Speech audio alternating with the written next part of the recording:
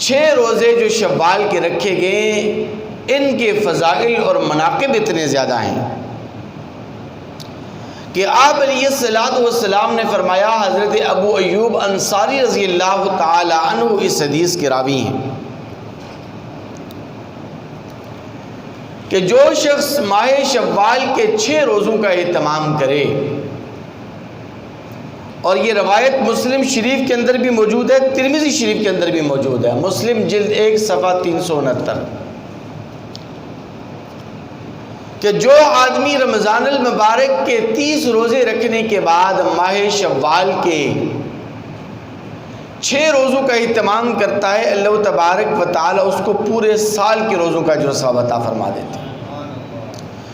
اور یہ سلسلہ اگر وہ ہر سال جاری و ساری رکھے، یعنی ہر سال 30 روزے رمضان کے رکھے، 6 روزے شوال کے رکھے، تو وہ صائم الدہر بن جاتا ہے، پوری زندگی اس کی روزوں سے۔ دوسری برکت ماہ شوال کی یہ ہے کہ اللہ تبارک و تعالی نے مسلمانوں کو جو 2 دن خوشی کے عطا فرمائے، عید الفطر اور عید الاضحیٰ، ان میں سے ایک دن یعنی عید الفطر کا دن، یوم الفطر، یہ ماہ شوال کی 1 تاریخ کو اللہ تبارک و تعالی نے مسلمانوں کو عطا فرمایا۔ یہ دوسری بڑی خیر و برکت ہے ماہ شوال کی۔ تیسری سب سے بڑی برکت ماہ شوال کی یہ ہے کہ اس ماہ شوال کے اندر ایک ایسا نکاح منعقد ہوا کہ جس نکاح نے زمین و آسمان کو خوشیوں سے بھر دیا۔ ایک ایسا نکاح کہ جس نکاح کی خیر و برکتیں 1450 سالوں سے جاری و ساری ہیں اور قیامت کی صبح تک جاری و ساری رہی۔ ایک ایسا نکاح کہ جس نکاح نے میاں بیوی کی محبت کو ایسا اجاگر کیا اور میاں بیوی کی محبت میں ایسا کردار ادا کیا کہ اس کے لیے لفظ محبت بھی چھوٹا پڑ گیا۔ ایک ایسا نکاح کہ جس نکاح کی وجہ سے ہمیں پیغمبر علیہ السلام کی عادی زندگی سیکھنے کو مل گئی۔ ایک ایسا نکاح کہ جس نکاح کی خیر و برکت سے ہمیں خلوت کی زندگی کی تعلیمات حاصل ہو گئی۔ ایک ایسا نکاح کہ جس نکاح کے نتیجے میں ہمیں ازدواجی زندگی کے بہت سارے اسباق اور بہت ساری ہدایات ہمارے سامنے آ گئیں، اور یہ نکاح تھا میرے اور آپ کے محبوب پیغمبر صلی اللہ علیہ وسلم کا، جو میری اور آپ کی اماں عائشہ صدیقہ طیبہ طاہرہ رضی اللہ تعالی عنہا کے ساتھ منعقد ہوا۔ حضرت عائشہ رضی اللہ تعالی عنہا جب 6 سال کی عمر کو پہنچی تو نبی کریم صلی اللہ علیہ وسلم کے ساتھ ان کی منگنی ہو گئی۔ جب آپ کی عمر 9 سال کو پہنچی تو آپ علیہ السلام کے ساتھ وہ رشتہ ازدواج سے منسلک ہو گئی اور رخصتی عمل کے اندر آ گئی، اور یہ رخصتی 500 درہم میں مقرر ہوئی۔ یہ نکاح 500 درہم میں مقرر ہوا اور رخصتی بھی ماہ شوال کے اندر ہوئی۔ آپ علیہ السلام نے سید عائشہ رضی اللہ تعالی عنہا سے جب نکاح فرمایا تو مہینہ شوال المکرم کا تھا۔ کون عائشہ؟ وہ عائشہ رضی اللہ تعالی عنہا جن کا نام عائشہ لقب صدیقہ تھا۔ آپ علیہ السلام پیار اور محبت سے انہیں حمیرہ کے لقب سے بھی پکارتے تھے، لیکن حضرت عائشہ رضی اللہ تعالی عنہا کی کوئی کنیت نہ تھی۔ تو ایک مرتبہ انہوں نے نبی کریم صلی اللہ علیہ وسلم سے عرض کیا کہ یا رسول اللہ، عرب کی تمام خواتین اپنے ساتھ کنیت رکھتی ہیں، عرب کی تمام عورتوں کی کوئی نہ کوئی کنیت ہے، مجھے بھی کوئی کنیت عطا فرما دیجیے۔ تو تو چونکہ عائشہ رضی اللہ تعالی عنہ کی کوئی اولاد نہ تھی، اس لیے آپ علیہ السلام نے فرمایا کہ اچھا اس طرح کرو کہ تم اپنی کنیت ام عبداللہ رکھ دو۔ حضرت عبداللہ بن زبیر رضی اللہ تعالی عنہ یہ عائشہ رضی اللہ تعالی عنہ کے بانجے تھے، تو ان کے نام پر ان کی کنیت رکھی گئی۔ حضرت عائشہ رضی اللہ تعالی عنہ وہ عظیم خاتون ہیں کہ جنہوں نے توحید پرست گھرانے کے اندر پرورش اور پیدائش پائی ہے۔ انہوں نے شرک کی آواز کبھی سنی نہیں۔ عائشہ رضی اللہ تعالی عنہ بلا کی ذہین اور فتین عورت تھی، بچپن کی باتیں انہیں بڑی ازبر یاد تھی۔ عائشہ رضی اللہ تعالی عنہ وہ عظیم خاتون ہیں کہ جن کی طرف حضرت جبرائیل امین علیہ السلام سلام بھیجا کرتے تھے۔ عائشہ رضی اللہ تعالی عنہ تمام ازواج مطہرات میں وہ واحد ممتاز خاتون ہیں کہ جو کنواری پیغمبر علیہ السلام کے عقد کے اندر آئی ہیں۔ باقی جتنی بھی ازواج مطہرات تھی سب شادی شدہ تھی، کوئی بیوہ تھی۔ عائشہ رضی اللہ تعالی عنہ وہ عظیم خاتون ہیں کہ جن کے پاک بستر کے اوپر جبرائیل امین علیہ السلام وحی کا پیغام بھی لایا کرتے تھے۔ عائشہ رضی اللہ تعالی عنہ وہ عظیم خاتون ہیں کہ جنہوں نے شعوری کی آنکھ کھولتے ہی سب سے پہلی نگاہ محمد صلی اللہ علیہ وسلم کے چہرے پر ڈالی ہے۔ عائشہ رضی اللہ تعالی عنہ وہ عظیم خاتون ہیں کہ نکاح سے پہلے جن کی تصویر جبرائیل امین نے آقا علیہ السلام کو دکھلائی ہے۔ عائشہ رضی اللہ تعالی عنہ امت مسلمہ کی اور ازواج مطہرات میں سے وہ عظیم خاتون ہیں کہ جنہوں نے پیغمبر علیہ السلام سے 2210 روایات 2210 روایات نقل کر کے امت تک پہنچائی ہیں۔ عائشہ رضی اللہ تعالی عنہ وہ عظیم خاتون ہیں کہ جن کے 4000 سے زیادہ صحابہ کرام شاگرد بنے۔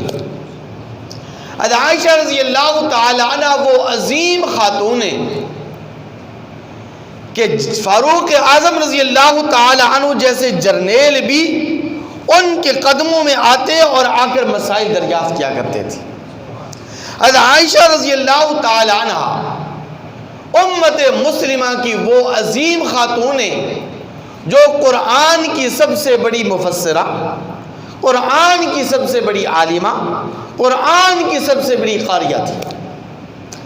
عائشہ رضی اللہ تعالی عنہ وہ عظیم خاتون ہیں کہ جنہوں نے پیغمبر علیہ السلام کے وصال کے بعد مدرسہ اصحاب صفہ کا انتظام و انصرام سنبھالا ہے۔ عائشہ رضی اللہ تعالی عنہ امت مسلمہ کی وہ عظیم خاتون ہیں کہ جنہوں نے پیغمبر علیہ السلام کے وصال کے بعد مدرسہ اصحاب صفہ کا انتظام و انصرام 45 سال تک سنبھالے رکھا اور 200 سے زائد طلباء کی رہائش، خوراک اور پوشاک کا انتظام و انصرام کیے رکھا۔ تو یہ حضرت عائشہ رضی اللہ تعالی عنہ ان کا نکاح پیغمبر علیہ السلام سے اسی ماہ شوال کے اندر ہوا ہے۔ تو نبی کریم صلی اللہ علیہ وسلم کی سنت بھی یہ ہے کہ آقا علیہ السلام نے اس مہینے کے اندر اپنا نکاح عائشہ رضی اللہ تعالی عنہ سے فرمایا۔ تو اگر کوئی مسلمان گھرانہ، کوئی باپ، کوئی والدین اپنی بیٹی اور بیٹے کا نکاح ماہ شوال کے اندر اس نیت کے ساتھ کریں کہ ہم پیغمبر علیہ السلام کی سنت عظیمہ کو زندہ کریں گے، تو اللہ تبارک و تعالیٰ ان کے اس نکاح کو خیر و برکت کا ذریعہ بنائے گا۔ عائشہ رضی اللہ تعالی عنہ کی میں بات کر رہا تھا کہ یہ امت مسلمہ کی وہ عظیم خاتون ہیں کہ جن کی پاک دامنی کے لیے، جن کی طہارت اور پاکیزگی کے لیے، جن کے دفاع کے لیے اور جن کی برات کے لیے اللہ تبارک و تعالی نے قرآن مجید فرقان حمید کے 18ویں پارے کی سورہ نور کی 18 آیات مبارکہ نازل فرمائی۔ سید عطا اللہ شاہ بخاری رحمۃ اللہ علیہ بڑی عجیب بات ارشاد فرمایا کرتے تھے۔ وہ فرماتے تھے کہ جب یوسف علیہ السلام پر تہمت لگی، اللہ تبارک و تعالی نے ان کی پاک دامنی کی گواہی ایک چھوٹے سے بچے سے دلوائی۔ سیدہ مریم سلام اللہ علیہا پر تہمت لگی تو عیسیٰ علیہ السلام جو چھوٹے بچے تھے ان کی زبان سے ان کی پاک دامنی کی گواہی دلوائی۔ لیکن جب باری آئی میرے اور آپ کے محبوب پیغمبر صلی اللہ علیہ وسلم کی اور آپ علیہ السلام کی عزت اور ناموس کی، آقا علیہ السلام کی زوج مطہرہ سیدہ عائشہ رضی اللہ تعالی عنہا کی پاک دامنی کی، تو اللہ تبارک و تعالی چاہتے تو کسی بچے سے گواہی دلوا دیتے۔ اللہ تبارک و تعالی چاہتے پیغمبر علیہ السلام کے دل پر القاء فرما دیتے۔ اللہ تبارک و تعالی چاہتے کوئی اور طریقہ بھی اختیار فرما دیتے، لیکن اللہ تبارک و تعالی نے عرش سے قرآن اتارا ہے، اور قرآن اس لیے اتارا ہے تاکہ عائشہ رضی اللہ تعالی عنہ کی پاک دامنی اور ان کی طہارت اور ان کی برأت قیامت کی صبح تک بیان ہوتی رہے، کیونکہ قرآن بھی قیامت کی صبح تک محفوظ اور مامون ہے۔ قرآن کی تلاوت کی بھی قیامت کی صبح تک جاری و ساری رہے گی، تو عائشہ رضی اللہ تعالی عنہ کی پاک دامنی بھی قیامت کی صبح تک جاری و ساری رہے گی۔ میری اور آپ کی ام عائشہ صدیقہ طیبہ طاہرہ رضی اللہ تعالی عنہ فرماتی ہیں کہ جب منافقوں نے مجھ پر تہمت لگائی تو میں 3 مہینے تک مسلسل روتی رہی۔ 3 مہینے تک 2 راتیں اور 1 دن ایسے گزرے کہ میں نے اپنی آنکھوں میں نیند کا سرما تک نہیں ڈالا، یعنی میری آنکھ بھی نہیں جھپکی۔ 2 راتیں اور 1 دن، اور یہ بات ایک پاک دامن عورت ہی جان سکتی ہے، اور اس کا احساس ایک پاک دامن عورت کو ہی ہو سکتا ہے کہ جب اس پر کوئی شخص بلا وجہ تہمت لگائے، وہ بھی منہ کالا کرنے والی تہمت، تو اس عورت پر کیا گزرتی ہے یہ وہ ایک پاک دامن عورت ہی سمجھ سکتی ہے۔ فرماتی ہے کہ میں 3 مہینے تک اتنی روئی کہ میری آنکھوں میں آنسو خشک ہو گئے۔ پیغمبر علیہ السلام بھی بڑے پریشان ہیں، آقا علیہ السلام بھی بڑے مغموم ہیں، کبیدہ خاطر ہیں۔ آقا علیہ السلام اپنے یاروں کی میٹنگ بلاتے ہیں، اپنے جان نثاروں کو بلاتے ہیں، صدیق تو بھی آ جا، عمر تو بھی آ جا، عثمان تو بھی آ جا، علی تو بھی آ جا، دیگر صحابہ اکرام سب کو بلایا، رائے طلب کی، مشورہ کیا، کیا کروں؟ منافقوں نے میری پاک دامن عورت اور بیوی پر تہمت لگائی ہے، تم اپنی رائے کا اظہار کرو، مشورہ دو مجھے کیا کرنا چاہیے۔ صدیق اکبر سے پوچھا گیا، صدیق بتلا کیا کروں؟ صدیق تو وہ صدیق ہے کہ جو آقا علیہ السلام کے حکم پر اپنے آپ کو نچھاور کرتے ہیں۔ وہ تو سیدھی سی بات کہتے ہیں، حضور میں تو کچھ نہیں کہتا، میری بیٹی ہے، میں کچھ کہوں گا بات جانبداری والی ہو جائے گی، جو فیصلہ آپ کا وہی میرا۔ وصدق بالحسنى، میں نے آپ کی ہر بات کی تصدیق کی ہے، آپ کی ہر بات کو مانا ہے، آپ کے ہر حکم کو دل سے مانا ہے، جو فیصلہ آپ کا وہی فیصلہ میرا ہے، میں کوئی چونچرا نہیں کروں گا، میں کوئی رائے نہیں دے سکتا، جو فیصلہ، جو رائے، جو مشورہ آپ کا وہی میرا۔ عثمان تو بتا کیا کروں؟ عثمان غنی رضی اللہ تعالیٰ عنہ عرض کرتے، حضور میں تو صرف اتنا جانتا ہوں کہ ایک مرتبہ آپ مسجد نبوی میں تشریف لا رہے تھے، آپ کے پاک جوتوں کے تلوے کے اوپر گلی میں پڑی غلاظت لگ گئی، تھوک لگ گیا، گندگی لگ گئی، آپ مسجد میں داخل ہونے لگے، جبرائیل امین آگے اور آ کر عرض کرنے لگے، حضور اپنے جوتوں کے تلووں کو صاف کر دیجئے، آپ کے پاک قدموں کے نیچے، آپ کے جوتوں کے اوپر اور جوتوں کے تلووں کے اوپر گندگی اور غلاظت لگی ہوئی ہے۔ جو اللہ آپ کے جوتوں کے تلووں کے اوپر گندگی اور غلاظت کو برداشت نہیں کرتا، وہ آپ کے پاک بستر پر ایک ناپاک عورت کو کیسے برداشت کر سکتا ہے؟ علی تو بتا تیری کیا رائے ہے؟ علی دو جواب دیتے ہیں رضی اللہ تعالیٰ، بڑے عظیم لیڈر ہیں امت مسلمہ۔ علی رضی اللہ تعالیٰ عنہ بڑی فام و فراست والے، اقضاہم علی، بہترین فیصلہ کرنے والے ہیں، امت مسلمہ کے سب سے بڑے چیف جسٹس، قاضی القضات۔ دو جواب دیتے، ایک جواب پیغمبر علیہ السلام کی تسلی کے لیے، پیغمبر علیہ السلام کے غم و اندوہ کو دور کرنے کے لیے، پیغمبر علیہ السلام کے غم زدہ دل کو تسلی دینے کے لیے، پیغمبر علیہ السلام کے حزن کو دور کرنے کے لیے، پیغمبر علیہ السلام کی تشفی کے لیے، پیغمبر علیہ السلام کی حوصلہ افزائی کے لیے، پیغمبر علیہ السلام کی حوصلہ جوئی کے لیے عرض کرتے ہیں کہ حضور آپ کے لیے عورتوں کی کیا کمی ہے؟ آپ اشارہ فرما دیجئے، ہم آپ کے لیے دوسری عورت کا انتظام و انصرام کر دیتے ہیں، کسی اور عورت سے آپ شادی کر لیجئے، آپ کے لیے عورتوں کی کیا کمی ہے؟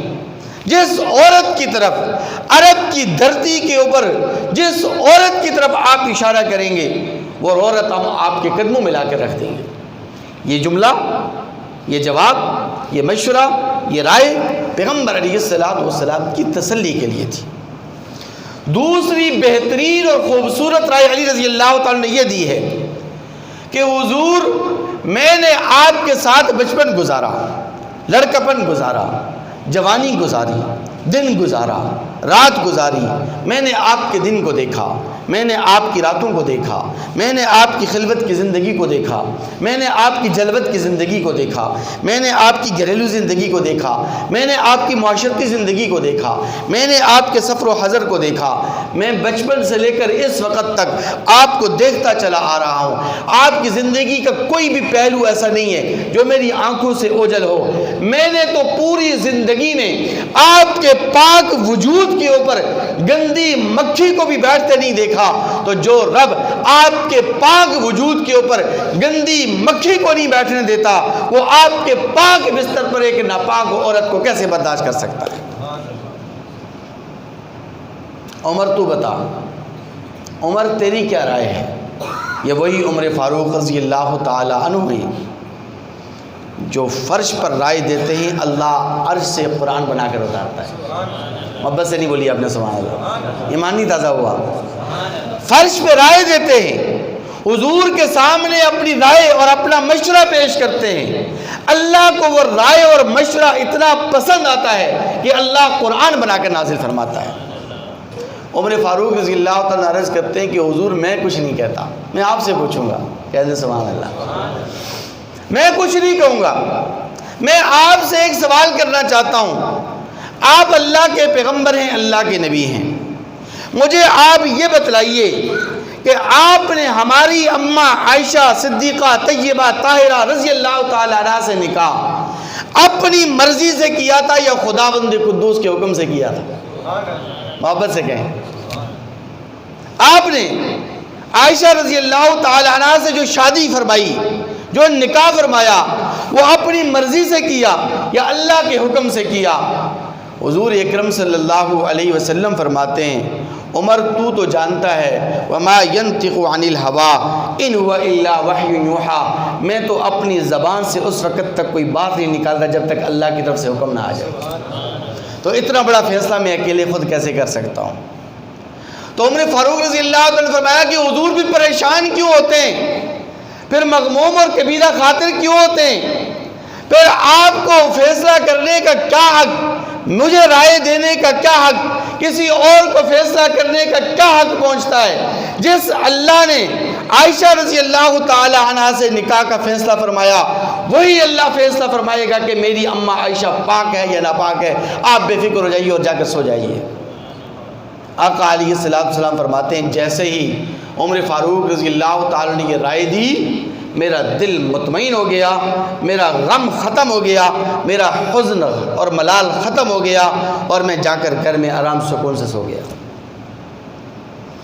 میری اور آپ کی اماں عائشہ رضی اللہ تعالیٰ عنہ فرماتی ہیں حضور میرے پاس تشریف لائے، لیکن غم و اندوہ کا عالم یہ تھا کہ میں حضور کے پاس بیٹھ نہیں سکتی تھی، دل پھٹنے کو آ رہا تھا۔ حضور نے مجھے بلایا، میں نہیں آ سکی، میں اپنے میکے چلی گئی، والدہ کے پاس چلی گئی۔ حضور وہاں تشریف لائے، بلایا مجھے اور بلا کر پوچھا عائشہ کیا کر رہی تھی؟ عائشہ رضی اللہ تعالیٰ نے عرض کیا کہ جب ہائی کورٹ نہ سنے تو سپریم کورٹ میں اپیلیں درج کرنی پڑتی۔ ہائی کورٹ جب اپیل مسترد کر دے اور ہائی کورٹ جب کسی کی فریاد نہ سنے تو سپریم کورٹ میں جانا پڑتا ہے۔ میں اللہ کے دربار میں اپنی اپیل درج کرانے کے لیے گئی تھی۔ میری اور آپ کی اماں عائشہ رضی اللہ تعالیٰ عنہ فرماتی ہیں آقا علیہ السلام خاموش بیٹھ گئے، اپنے سر کے اوپر نبوت والی چادر ڈالی اور پیشانی مبارک پر پسینے کی بوندیں آنا شروع ہو گئیں۔ آقا علیہ السلام کے جسم پر کب کبھی طاری ہو گئی، گھنٹی کسی آواز آنے لگی۔ یہ وہ کیفیت ہوا کرتی تھی کہ جب آقا علیہ السلام پر وحی اترتی ہے، جب آقا علیہ السلام پر وحی اترا کرتی تھی تو یہ کیفیت اور یہ منظر ہو جایا کرتا تھا۔ عائشہ رضی اللہ تعالیٰ عنہ فرماتی ہیں کہ میں رو رہی تھی، میرے ابو صدیق اکبر رو رہے تھے، میری اماں کی ہچکیاں بند ہو رہی تھیں کہ پتہ نہیں کیا فیصلہ ہونے والا ہے، اللہ کی طرف سے پیغام آ رہا ہے، پتہ نہیں کیا فیصلہ ہوگا، کیا حکم نازل ہوگا۔ میں بھی رو رہی ہوں، میرے گھر والے سارے رو رہے ہیں۔ آقا علیہ السلام پر وحی نازل ہو چکی، پیغام آ چکا۔ آقا علیہ السلام نے جب نبوت والی چادر اپنے چہرے سے ہٹائی تو آقا علیہ السلام کا چہرہ ایسا کھلکھلا رہا تھا اور ایسا چمک اور دمک رہا تھا جیسے کہ 14ویں کا رات چمک اور 14ویں کا چاند چمک اور دمکتا ہے۔ 14ویں رات کا چاند جس طرح چمکتا اور دمکتا ہے، اسی طرح آقا علیہ السلام کا چہرہ کھلکھلا رہا تھا، اور آقا علیہ السلام نے فرمایا عائشہ مبارک ہو، اللہ تبارک و تعالی نے تیری برات نازل فرما دی ہے۔ اللہ تبارک و تعالی نے قرآن مجید فرقان حمید کی سورہ نور کی 18 آیات مبارکہ نازل فرما کر ارشاد فرمایا سبحانک ھذا بہتان عظیم، کہ میرے محبوب پیغمبر صلی اللہ علیہ وسلم کی بیوی پر منافقوں نے جو تہمت لگائی ہے یہ بہت بڑا بہتان ہے، اس کی کوئی حقیقت نہیں ہے۔ میری بیوی عائشہ کل بھی پاک تھی، آج بھی پاک ہے اور قیامت کی صبح تک پاک رہے گی۔ عائشہ رضی اللہ تعالی عنہا فرماتی ہیں کہ میری اماں نے مجھے کہا کہ بیٹا اٹھو اور پیغمبر علیہ السلام کا شکریہ ادا کرو۔ اماں عائشہ رضی اللہ تعالی عنہ جواب دیتی ہیں اور عرض کرتی ہیں اماں کیا میں اس کا شکریہ ادا کروں کہ جس کے گھر سے مجھے باہر نکال دیا گیا تھا؟ میں پہلے اس رب کا شکر کیوں نہ ادا کروں کہ جس نے میری برات اور پاک دامنی کے لیے آسمان دنیا سے اور عرش سے قرآن مجید اتارا ہے۔ پہلے اللہ کا حق ہے، پھر پیغمبر کا حق ہے، پہلے میں اپنے رب کا شکر ادا کروں گی، پھر پیغمبر علیہ السلام کا شکریہ ادا کروں گی۔ تو میں عرض یہ کر رہا تھا کہ آقا علیہ السلام کا حضرت عائشہ رضی اللہ تعالی عنہا سے جو نکاح اور جو شادی ہوئی ہے یہ اسی ماہ شوال کے مہینے کے اندر ہوئی ہے۔ تو مسنون اور سنت تو یہ ہے کہ ماہ شوال کے اندر جمعۃ المبارک کے دن بعد از نماز عصر نکاح منعقد ہو، اور یہ نکاح اور یہ شادی سادہ انداز کے اندر ہو۔ آج ہمارے معاشرے نے شادی اور نکاح کو اتنا مشکل بنا دیا ہے کہ متوسط طبقے کے لیے بھی شادی کرنا مشکل ہو گیا ہے، بلکہ ناممکن سا ہو گیا ہے۔ لیکن اس کا نقصان صرف اتنا نہیں ہے کہ شادی مشکل ہو گئی، نکاح مشکل ہو گیا، اس کے بڑے بڑے بھیانک نتائج سامنے آ رہے ہیں۔ فحاشی کو فروغ مل رہا ہے، بے حیائی فروغ پا رہی ہے، اور بے راہ روی کا شکار ہو رہے ہیں ہمارے نوجوان لڑکے اور لڑکیاں گھر سے بھاگ کر شادی کے لیے جو ہے نا وہ بزد ہیں۔ کورٹ میرج کا سلسلہ دن بدن بڑھتا چلا جا رہا ہے. اور یہ ایسا کیوں ہوا؟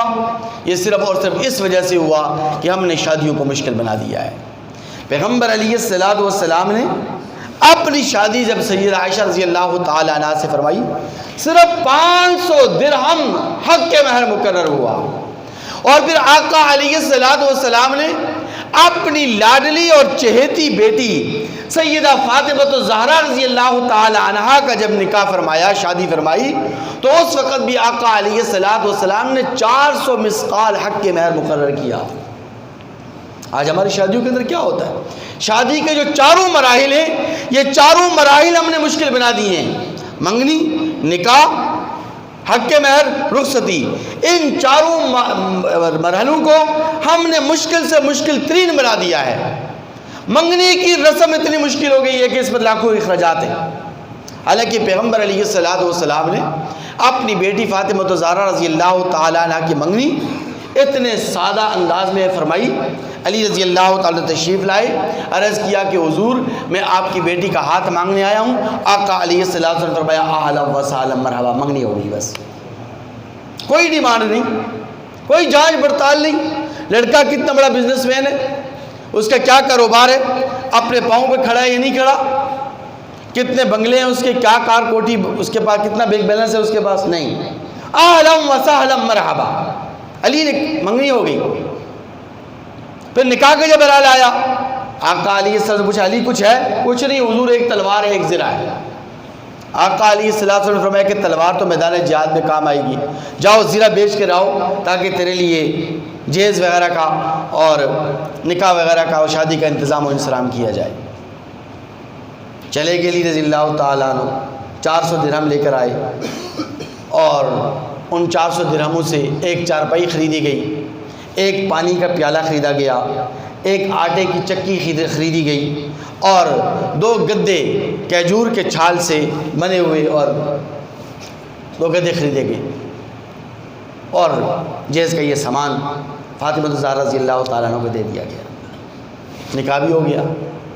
جب رخصتی کا موقع آیا، آقا علیہ السلام نے علی رضی اللہ تعالیٰ عنہ کو کہا کہ جاؤ تم بھی اپنے دوستوں کو بلاؤ. آقا علیہ السلام نے خود بھی ابو بکر صدیق رضی اللہ عنہ کو دعوت دی، عثمان غنی رضی اللہ عنہ کو دعوت دی، عمر فاروق رضی اللہ عنہ کو دعوت دی، دیگر چند انصار صحابہ تھے ان کو بھی دعوت دی. کوئی بارات نہیں، کوئی لمبی چوڑی پرتکلف دعوت نہیں، کوئی عشائیہ نہیں. آقا علیہ السلام کے یار آگے نکاح کی مجلس منعقد ہو گئی. آقا علیہ السلام نے عمر فاروق رضی اللہ تعالیٰ عنہ اور حضرت ابو بکر صدیق رضی اللہ تعالیٰ عنہ کو نکاح کا گواہ بنایا اور آقا علیہ السلام نے فرمایا انی اشہدکم انی زوجت فاطمہ علی رضی اللہ تعالیٰ عنہ، کہ میں تم دونوں کو گواہ بناتا ہوں کہ میں نے اپنی بیٹی فاطمہ الزہرا رضی اللہ تعالیٰ عنہ کا نکاح علی رضی اللہ تعالیٰ سے فرما دیا ہے. آقا علیہ السلام خطبہ ارشاد فرمایا، دعائیں ارشاد فرمائیں اور رخصتی عمل کے اندر آ گئی. یہ سمپل سی شادی تھی 2 جہاں صلی اللہ علیہ وسلم کی بیٹی کی. آقا علیہ السلام دونوں جہاں کے سردار تھے. آقا علیہ السلام کے پاس کس چیز کی کمی تھی؟ اور فاطمہ الزہرا رضی اللہ تعالی عنہ سے زیادہ عظیم خاتون کون ہو سکتی ہے؟ پیغمبر علیہ السلام کی بیٹی سے زیادہ لاڈلی اور ہونہار اور لائق اور فائق کون ہو سکتی ہے؟ آقا علیہ السلام نے جب اپنی بیٹی کا نکاح اتنی سادگی سے فرمایا تو ہم مسلمانوں نے اپنی بیٹیوں کا نکاح اتنا مشکل کیوں بنا دیا ہے؟ اور جب مشکل ہم نے بنا دیا تو اب بھگتے اور نتائج بیانک جو نتائج سامنے آ رہے ہیں ان نتائج کو بھی برداشت کریں. ان نتائج کو بھی پھر ہم دیکھ سکتے ہیں کہ کتنے بھیانک نتائج جو ہے نا وہ سامنے آ رہے ہیں. اس لیے ہم مسلمانوں کو چاہیے کہ پیغمبر علیہ السلام کی زندگی کو پڑھیں، آقا علیہ السلام کی سنتوں کو دیکھیں، آقا علیہ السلام کے طور طریقوں کو دیکھیں. ہم جس بھی معاملے میں نبی کریم صلی اللہ علیہ وسلم کے طور طریقوں کو اختیار کریں گے، آقا علیہ السلام کی سنتوں کو اپنائیں گے، ہمارے لیے معاملات آسان سے آسان تر ہوتے جائیں گے. اور جتنے معاملات ہم پیغمبر علیہ السلام کی زندگی سے دور ہو کر پیغمبر علیہ السلام کی سنتوں سے ہٹ کر کریں گے، وہ معاملات ہمارے لیے مشکل سے مشکل تر ہو جائیں گے. اللہ تعالیٰ سے دعا ہے کہ اللہ تعالیٰ میں عمل کرنے کی